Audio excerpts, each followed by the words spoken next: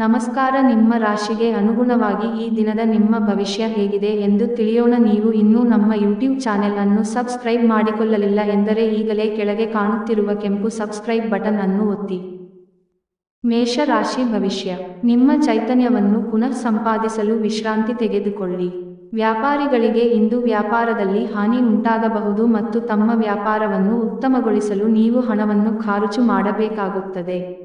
ಅಧ್ಯಯನಗಳನ್ನು ತಪ್ಪಿಸಿ ಹೊರಾಂಗಣ ಚಟುವಟಿಕೆಗಳಲ್ಲಿ ತೊಡಗಿಕೊಳ್ಳುವಿಕೆ ನಿಮ್ಮ ಪೋಷಕರಿಗೆ ಕೋಪ ಬರಿಸಬಹುದು. ವೃತ್ತಿ ಯೋಜನೆ ಆಟಗಳಷ್ಟೇ ಮುಖ್ಯ. ನಿಮ್ಮ ಪೋಷಕರನ್ನು ಸಂತೋಷಗೊಳಿಸು, ಎರಡನ್ನೂ ಸಂಭಾಳಿಸಬೇಕು. ನೀವು ಕಾಳಜಿಯುಳ್ಳ ಮತ್ತು ತಿಳುವಳಿಕೆಯುಳ್ಳ ಸ್ನೇಹಿತರನ್ನು ಭೇಟಿ ಮಾಡುತ್ತೀರಿ. ಜೀವನದ ಜಟಿಲತೆಗಳನ್ನು ಅರ್ಥಮಾಡಿಕೊಳ್ಳಲು ಇಂದು ಮನೆಯ ಯಾವುದೇ ಹಿರಿಯ ವ್ಯಕ್ತಿಯೊಂದಿಗೆ ನೀವು ಸಮಯವನ್ನು ಕಳೆಯಬಹುದು. ನಿಮ್ಮ ಸಂಗಾತಿಯು ಅವಳ ಜೀವನದಲ್ಲಿ ನಿಮ್ಮ ಮೌಲ್ಯವನ್ನು ವಿವರಿಸುವ ಕೆಲವು ಸುಂದರ ಪದಗಳನ್ನು ಇಂದು ನಿಮಗೆ ನೆನಪಿಸುತ್ತಾರೆ.